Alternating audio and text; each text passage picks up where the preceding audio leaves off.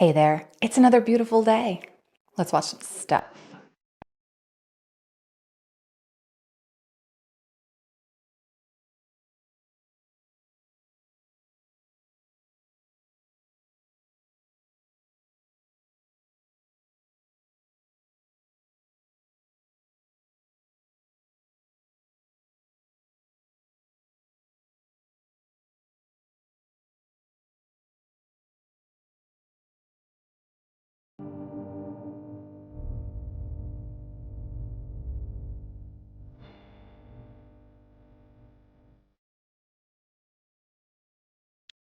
I'm pretty sure that's how they test the capsules for a water landing because, you know me, I'm team we went to the moon. Know that if you bury a loved one in your backyard, that your house now is zoned as a cemetery and you no longer owe property taxes, as well as you're no longer part of any HOA or any government anything. Your house is a write-off. It's tax-free on any upgrades to your house, and they can never take your house after that. Generational wealth. It doesn't matter if you default on your mortgage or anything like that. They can never take your house from you, ever. They can't take it from your kids. They can never take it. So think about this. Back in the day when you watch things like Wyatt Earp and the movies, they go out back and they bury, their loved ones in their backyard. When did cemeteries become a thing, right? Probably around the first war when we needed money and we instilled war taxes, property taxes, all the bullshit. So cemeteries became a thing. Why? Oh, because they needed property tax. And they wanted you to pay a lot for funerals. When people used to just do cardboard and, bury people 6 feet under and put them close to their house.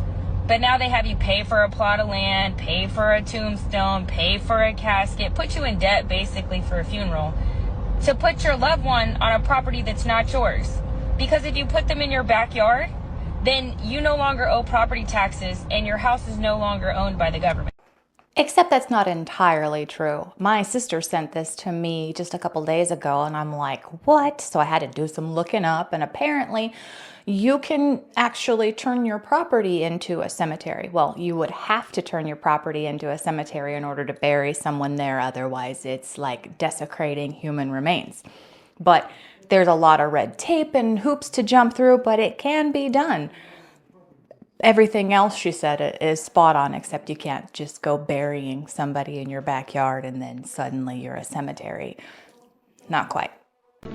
A blazing New Mexico sun shines down upon a great military installation, upon a vast, noisy field, and upon a silvery shape which seems to strain forward, ready to leap up into space. I thought I grabbed a longer clip than that, but that's still pretty cool, right? They were trying to make flying saucers and whatnots. And yeah, maybe they just kept going. They're like, oh, hey, here we go. Here's something. And then they're like, we can do better. Keep it on the hush hush, though.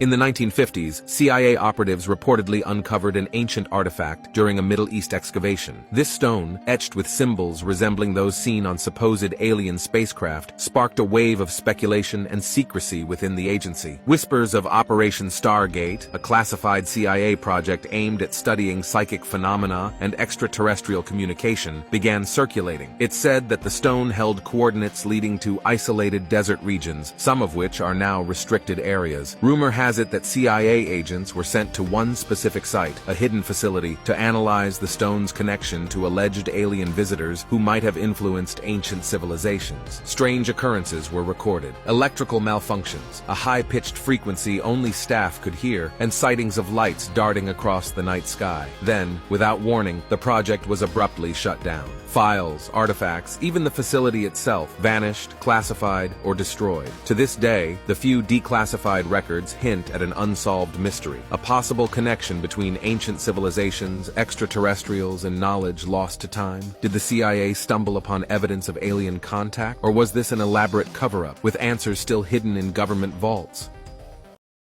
I think they definitely uncovered aliens in our past, and they're totally hiding it. There's all kinds of other stuff that we are not aware of, and the CIA is just like, but one day it'll come out. There was a CIA paper titled Assessment of the Gateway Process. Basically, this paper tells you that our entire universe is a hologram. This paper was written as an assessment of the work of Dr. Robert Monroe. Dr. Robert Monroe was a radio broadcaster who realized something strange about our brain and how it responds to frequency. So our brains have two hemispheres, the left and the right, but they both respond to stimuli differently and frequency differently. But what he realized is if you can get them to harmonize and work together, then your entire body starts to work in this very unified way where now you start to tap into these energy fields around you, and you can induce lucid dreaming, you can induce astral projection, and you can actually leave your body and start to traverse these other dimensions that exist around us. I don't think that we're living in a simulation. I think it's more like we are not one with our planet, because our planet vibrates at a frequency. Everything is frequency, really. But we have brought ourselves to a point where we're not harmonizing with it. Some people are, which is absolutely fantastic, but I think that, very potentially that is possible if you can just become one with the earth as we were designed to be. The CIA came up with an incredible plan to steal some Soviet military secrets. Recover a 2,000-ton sunken Soviet submarine from the ocean floor that contained Soviet ballistic missiles and cryptographic equipment. And they used a fake mining operation as cover for the dastardly deed. Called Project Azorian, in 1968, the Soviet submarine called the K-129 had just sank in the Pacific Ocean. The CIA saw this as a golden opportunity. Like a plot out of a Bond movie, they created a fake deep-sea mining company, complete with a custom-built ship called the Glomar Explorer, designed to excavate manganese, a mineral from the ocean floor. And the plan worked, kind of. The CIA did manage to partially raise the K-129, but many parts were simply too heavy, thus they weren't able to retrieve all of it. Nearly the rest of the details of the operation remain classified, but what we do know is the price tag, at several hundreds of millions of dollars, and Clearly, I've got my sights set on the CIA today. I found a bunch of interesting CIA stuff and I just couldn't help myself. But see the lengths that the CIA would go to get an adversary's military equipment? Think of the things that they're doing in our own country, to our own people, under the guise of something else. Step back in time to the Cold War with Operation Gold, a top-secret collaboration between the CIA and British intelligence. This covert operation aimed to tap into Soviet communication lines right under the streets of Berlin. A tunnel was constructed from the American sector to the Soviet sector, enabling the Allies to eavesdrop on Red Army communications. Though eventually discovered by the Soviets, this daring espionage act remains a testament to the lengths nations will go in the game of intelligence. What do you think? Are the risks worth the secrets uncovered? Now here's the crazy bit. The Soviets knew about it the entire time because they had a double agent on the team that actually was like, hey, this is what we should do. The double agent, it was his brainchild, and they're just like, oh, that's a great idea. Let's go ahead and do that. But no, the Soviets already knew about it. So they allowed them to make this tunnel. They knew exactly where it was, and they allowed them to listen in for months. And then when they stumbled upon this tunnel, they were like, oh, look what we found. These people are bad. They used it to their advantage to show the people, hey, look how bad these folks are.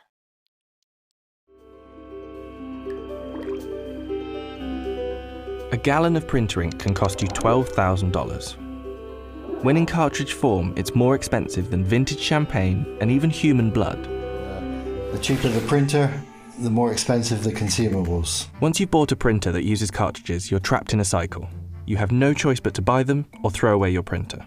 As a printer is typically a one-time purchase, companies don't mind selling them at a loss and making the money back through cartridge sales. The HP Envy 4520 all-in-one printer, for example, sells for $70, but is estimated to cost $120 to manufacture. The loss they make on printers means that companies need to sell ink cartridges to make a profit, and this model has led to a battleground between printer manufacturers and third-party ink suppliers. The companies do everything they can to keep you buying official ink cartridges. Manufacturers install microchips into their cartridges and frequently issue firmware updates to prevent the use of third-party ink, which can be more affordable. I selected this clip because on Sunday I was stuck in my office doing our business taxes and our printer needed ink. So I went and bought ink. It was like $36 because all they had available was a multi-pack that had black and then it had the multicolor one. Put it in the printer and I get halfway through all the stuff I need to print out. Only like 20 pages. And it was out of ink. So instead of buying more ink, I just went and bought a new printer because it came with ink and it was cheaper. This was found in 1934 in Texas, New London, Texas. When they first found the hammer, the handle was petrified, what was left of it. It was in solid rock, and the rock was supposed to be 400 million years old.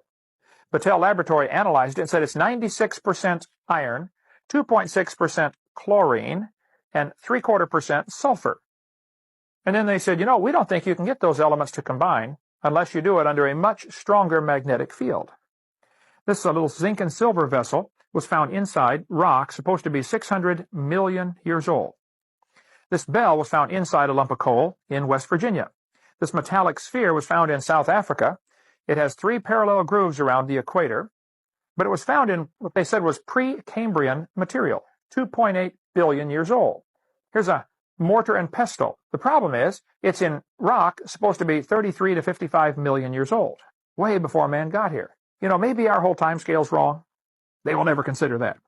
I love stories like this because it just proves that there had to have been advanced civilizations previous to our own that we don't know about, or that, somebody does know about, but for some reason they can't confirm because why, I don't know.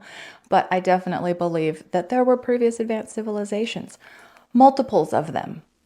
The reptilians are energy parasites. They built the matrix to harvest energy from us. There is a type of energy called loosh that is precious to the reptilians. They use the earth to farm this energy. Animals release loosh when they are afraid, fighting for their lives, or dying. The reptilians found that humans are the most potent source of loosh. That is the reason for their crimes. We're their livestock.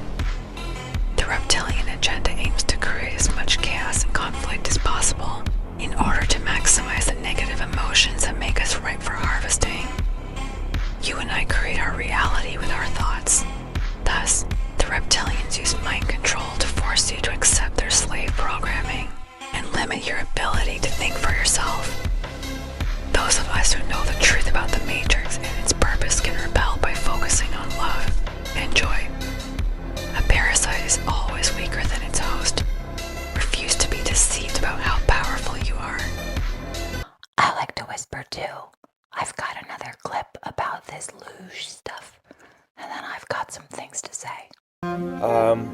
Putting a human being into a low vibrational state by creating a circumstance in their life that puts them into a depressive state would then give off an energy that they like, because they like the sadness, fear, trauma, and especially tears. So somebody, with their head in their hands crying is the energy is called loosh, L-O-O-S-H, and it's very, very high-powered energy.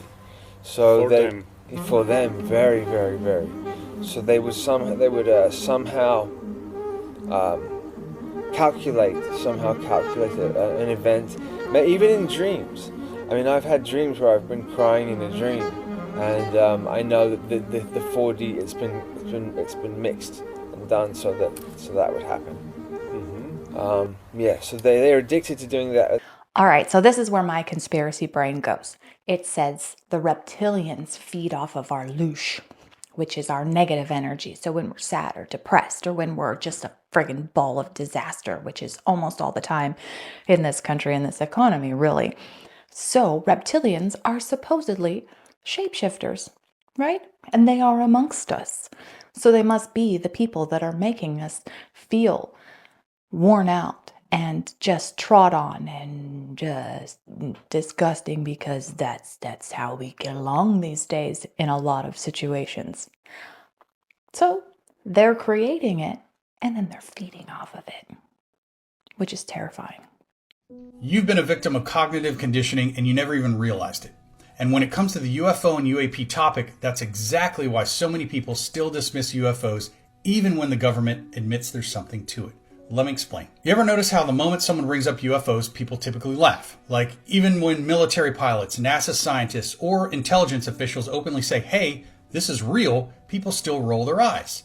That's not an accident. It's called cognitive conditioning. It happens when an idea is repeatedly linked to a specific emotional response, in this case, disbelief or ridicule, until it becomes automatic. For decades, UFOs have been tied to sci-fi and pop culture, so we think of them as total fiction. Conspiracy theories, so we don't take them seriously. Government denials, so we assume there's nothing to see here. And even news coverage with jokes, so we're socially conditioned to dismiss the topic right away. And the result? Even when undeniable evidence comes out, people's first instinct is to laugh it off. Not because the evidence is weak, but because they've been trained to. And this didn't happen by accident. In fact, in 1969, the US government shut down its public UFO investigation called Project Blue Book. Their final report, called the Condon Report, concluded that UFOs weren't a threat and weren't worth scientific study. But here's the twist. Years later, declassified documents revealed that the goal of the report wasn't to investigate UFOs. It was actually to convince the public to stop caring about them. So, in other words, we were deliberately conditioned to dismiss something real. And it's still happening today. The Pentagon openly says UFOs, there's something to it, but the media still treats it like a joke. Congress holds UFO hearings, and mainstream news barely covers it. Hollywood keeps UFOs in science fiction instead of treating them as a real-world mystery. So the big question is, why? Why spend decades of massive funding and resources on UFOs? Why push so hard to make us dismiss something that, according to them, doesn't matter? So why? For Project Bluebeam, of course. Unless when they found out that there were like aliens and stuff, that's when they started getting taken over and replaced. And that was their plan. Oh, no. There's no aliens. Don't worry. No, it's fine. Wait, you're saying there's an entire continent on Earth that no one knows about? So listen, in 1956, a pilot named William Henshaw, he wasn't just any pilot, he worked for a classified agency, the kind that doesn't officially exist. His mission? Routine surveillance over the South Pacific. But then his instruments failed. Compass spun wild, radio went silent. Then his co-pilot screamed, and that is when there was a sudden turbulence, the kind that makes your stomach drop. Then black, just for a second. When the controls lit up again, boom, land. Hidden continent? Bigger than Australia. Towering black mountains, rivers like liquid crystal. And cities, not ruins, not primitive, massive stone fortresses, glowing symbols carved deep into their walls.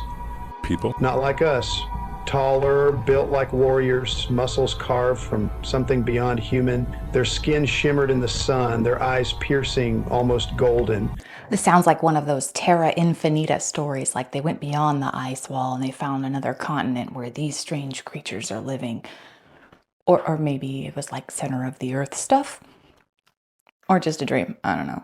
Free energy. This guy, his name's Maxwell Chikumbutsu, but he's from Zimbabwe. He has created a generator that does not use any power source. So this generator basically creates free energy using frequencies from the atmosphere, and this one generator can like power like 300 homes. These two scientist guys went out there to test it and stuff, and they're like, yeah, it's legit. And they're like, how did you know how to build this? And he says that when he sleeps, he gets revelations from and visions from God of how to create these things. He says, this is how he told me to make it, and he made it. But this dude, he's like has a target on his back. Yeah, for real. So he's been in prison in Zimbabwe multiple times for just different things that like, You're too smart.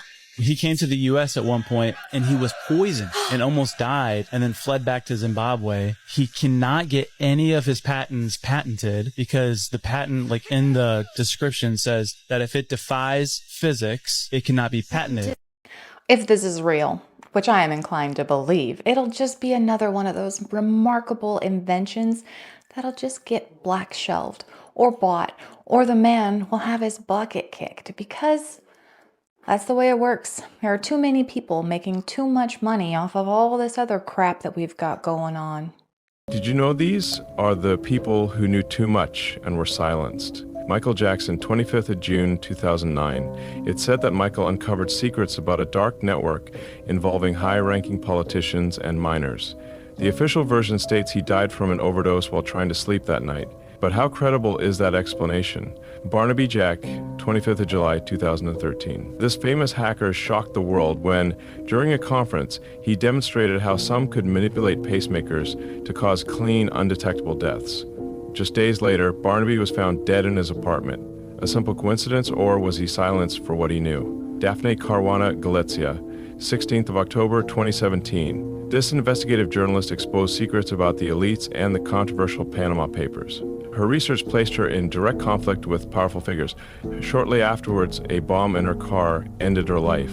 Is it really just a coincidence that all these people met such fates, or did they uncover something they were never meant to know? Now, I had heard that Michael Jackson actually had his bucket kicked because he was speaking out against these record labels taking advantage of these musicians and taking the property of their music and not allowing them to have basically what they are entitled to as far as their own creations.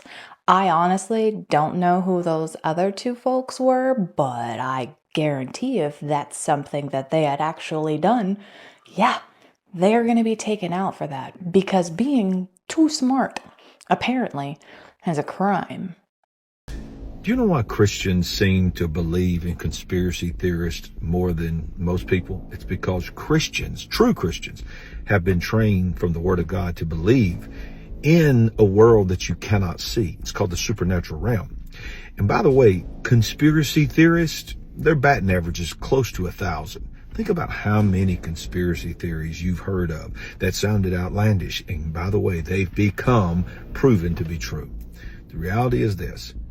That's the same thing about the spirit realm, but it's not a conspiracy theory. It is real. Just because you can't see it doesn't mean it's not real. It's actually more real than the world that you live in right now. So, next time you judge a conspiracy theorist, understand they're really trying to help you see the truth. They're not all true, but most of them are. And by the way, the world is always going to be the enemy of God. I find that to be pretty true because my sister-in-law Terry is a very devout Christian. Very devout. She's a wonderful woman. I absolutely love her to bits, but she sends me some of the weirdest stuff that I have ever seen and constantly feature her suggestions on this channel because they're amazing.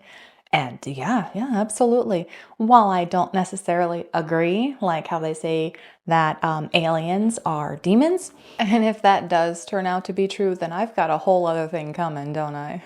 Here's how the system works. You pay taxes to the government pools that money and uses it to provide the people with essential goods and services that they need. In this country, we've got a different system for getting the things we need. Take healthcare. We pay taxes to the government, and the government gives our money to a middleman, for-profit insurance companies or for-profit health providers. And the insurance companies provide health coverage in exchange for maybe some more money from us, and a deductible that covers not everything, certainly not your teeth or your skin or your eyes. It's a pretty good system if you own an insurance company. Companies like United Health and Aetna collect 70% of their health plan revenue from government programs. Humana, 90%. These health plan businesses would not exist without our tax money. And it's not just healthcare. It's pharma, oil and gas, higher education. Taxpayers subsidize these industries who then take their profits, and we still pay so-called free market rates for their product. It's a classic double dip. Fact. All right, let's continue on with our story. It's part 3. First impression I got, man, there's something really super duper behind this door. They don't want them anybody just walking in, seeing. So we drive in and the lights come up. I thought, all right, I'm going to find a light fixture. And I'm looking everywhere, no light fixtures. Comes all, like a rheostat, comes all the way to full luminosity to match what's out in the causeway. And I'm going, God, how they do that? You know, you have anything though, how you do that? So we pull up to a stop, and there's, at the far end of the room, this big giant steel platform, like a stage. And then there's something up on the stage, but there's this giant curtain hanging down around it, which it's not a material curtain like cloth. It's like mud flaps off a semi, but as big as this curtain is, it weighed tons. You're saying giant, but could you be a little more specific about the platform and the curtain? Yeah, I would say just the curtain itself was over 100 feet wide. Wow. And it stood probably 25 feet tall. Wow. That's big. So something big is behind there. You better believe it. And there's cables that runs up to the ceiling, and they just disappear into darkness. God knows what's up in there. I don't even want to know at this point. So anyway, they raise the curtain. We get out of the cart. We're all standing there. They raise the curtain, and I was so disappointed. I thought I was ahead of everybody. Electromagnetic fusion containment engine setting up on the desert floor, right? The curtain rises. Think of an 18-wheel semi with a big sleeper cab. That's about 70 feet wide. Yeah. Or long. 70 about 70 feet long, 25 feet wide, 15 feet tall. It's an electromagnetic fusion containment engine. That big. Wow. And I'm sitting there going, I had mixed emotions. I was disappointed, but I was just thrilled. Like, good God. Mine is only about 2.5 feet long. And this thing is just a monster. Was there a color? What color would you say it was? It had an aqua color, like ocean blue-green, really pretty. And it had a sheen to it. But unlike mine, this big one had an ectoskeleton structure over it, which I thought, that is so weird. And it looked very much similar. It looked like H.R. Geiger's work. Really? Yeah. And I thought, man, what is this? Well, I had to ask, looked at Rudolph, is this thing a machine or is it organic? I can't, because the ectoskeleton structure looked like bone. Really? And I'm sitting there going, man, all I can say, that's alien looking. Okay, if you say it looked like bone and it was an exoskeleton, would it be something that had a regular matrix structure like chicken wire, or did it have certain areas that were thicker, certain areas that were thinner? Were there dendrites? Well, you know how bones start off thicker at the spinal column, like a breast cage. Oh, and yeah. it's breast caging all around. It's really protected well. And there was steps leading up to the platform where it's setting. In the bone? No, we're back at the platform. Oh, okay. I turn around and ask Rudolph, can I go up the stairs and onto the platform and get close to this thing? Air Force people say no. Rudolph says yes. And he's obviously in charge because they just got quiet. So I went up the steps, walked up to this thing, and that's when the weird stuff really started. If it ain't weird now, it's going to get more weird. Okay. So I'm not giving up on this story just yet. How did he know that it was an electromagnetic fusion containment engine if it had this crazy exoskeleton around it? And it was like aqua and it was huge and there was stairs leading. How did he know? I'm sure this is like an after the fact he's saying that's what it was, but why would he feel that way about his little tiny engine if he knew what that was? However, it's shrouded in this exoskeleton. I'm a little skeptical about this particular story, but I want to keep going because it's interesting. I'm still intrigued, and I hope you are too. But we're gonna keep going. On that note, I'm calling it for today. Thank you so much for sharing your time with me. Please come on back in a couple of days. We're gonna watch some new stuff. I'll say different things, and it's gonna be fantastic. Until then, have a wonderful day.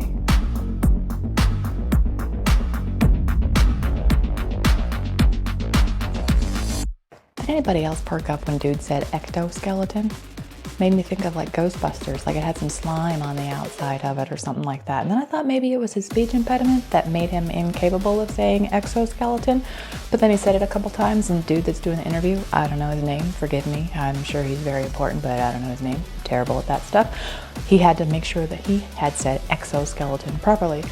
And then dude stopped saying ectoskeleton. He didn't say anything about it at all. So Yeah, I don't know if he's like telling a real story or he just can't say exoskeleton. But either way, new killer.